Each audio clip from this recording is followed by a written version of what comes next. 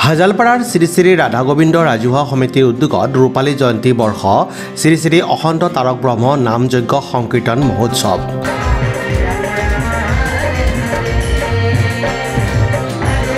যোৱা ২৬ জানুৱাৰীৰ পৰা ৩১ জানুৱাৰীলৈকে ৬ দিনীয়াকৈ আয়োজিত হোৱা এই নামযজ্ঞ সংকীৰ্তন মহোৎসৱত বহু ভক্তৰ সমাগম হোৱা দেখিবলৈ পোৱা গৈছে। উদযাপন সমিতিৰ সভাপতি নাৰায়ণ দাস, উপসভাপতি জামিনী দাস, কাৰ্যকৰী সভাপতি দুলাল চৰকাৰ, সম্পাদক দীপক নম দাস আৰু সহ সম্পাদক দ্বয় ৰূপন বৈশ্য আৰু সুব্ৰত চৰকাৰে জানিব দিয়া মতে ২৬ জানুৱাৰীত পুৱা বৃক্ষৰোপণ, ১০ বজাত ভাগৱত পৰিক্ৰমা, ৩ বজাত ৰাধা গোবিন্দ গংগাজল আনায়ন আৰু ৬ বজাত বন্তি প্ৰজ্বলন কৰে দয়াল ডেকাই। ৭ বজাত কুঞ্জ উদ্বোধন কৰে টংলাৰ শ্যামল চৰকাৰে।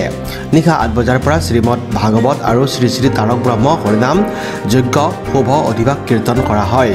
আনহাতে ২৪ প্ৰহৰৰ বাবে কেইবাটাও সম্প্ৰদায়ে সংকীৰ্তন পৰিৱেশন কৰিব। এই অনুষ্ঠানত অহা ৩১ জানুৱাৰীত সামৰণি পৰিব হাজালপাৰা নতুন বস্তিত আয়োজিত শ্ৰী শ্ৰী অসন্ত তাৰক ব্ৰহ্ম নামযজ্ঞ সংকীৰ্তন মহোৎসৱৰ।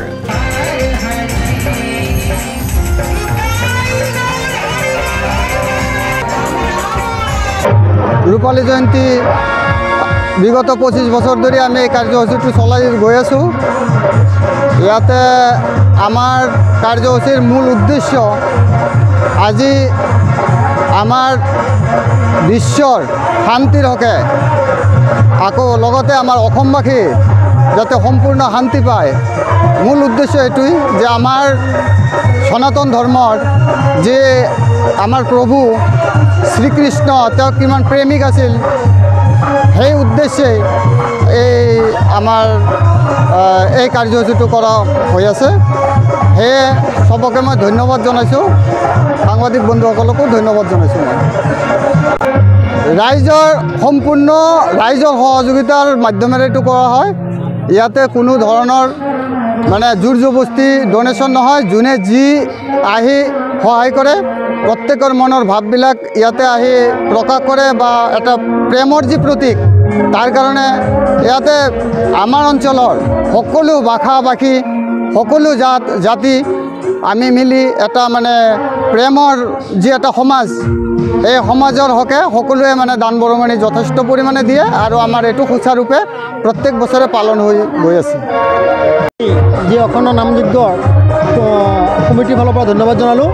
আমাৰ এই নামযজ্ঞৰ মূল উদ্দেশ্য হ'ল গোটেই অসমবাসীৰ লগত বিশ্ববাসীক এই নামযজ্ঞৰ দ্বাৰা শান্তি, সকলো মনত শান্তি আনক, চবৰে মনবিলাক ভাল হওক, প্ৰভু ঈশ্বৰৰ প্ৰত্যেকেই এইখিনি দয়া কৰক যে আমি সকলোৱে ভালে কুশলে থাকিব পাৰোঁ আৰু ইয়াতে জাতি ধৰ্ম বৰ্ণ নিৰ্বিশেষে আমি সকলোৱে একতাৰ দোলেৰে ভাতৃত্ববোধভাৱেৰে আজি এই অনুষ্ঠানটো পালন কৰি আহি আমি আজি ৰূপালী জয়ন্তী বৰ্ষত উপনীত হৈছোঁ।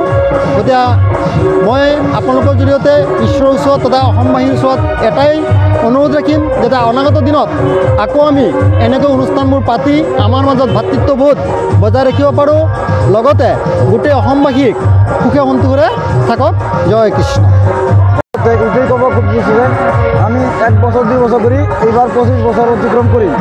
সেয়ে আমাৰ ৰূপালী জয়ন্তী উপলক্ষে আমাৰ এই অনুষ্ঠানটো, আৰু এই অনুষ্ঠানটো আমাৰ বিশ্ব শান্তিৰ হকে, আমাৰ গুৰস্থৰবাসী ৰাইজৰ শান্তিৰ হকে আমি এই অনুষ্ঠানটো আৰম্ভ কৰিছোঁ। আৰু এই সহায় সহযোগিতা যথেষ্ট পৰিমাণৰ আছে। সেইকাৰণে মই আপোনালোকক ধন্যবাদ জনাইছোঁ আৰু ৰাইজকো আমি ধন্যবাদ জনাইছোঁ, সিহঁতে শৃংখলাবদ্ধভাৱেই আমাৰ অনুষ্ঠানটো সুচাৰুৰূপে পৰিচালিত কৰে।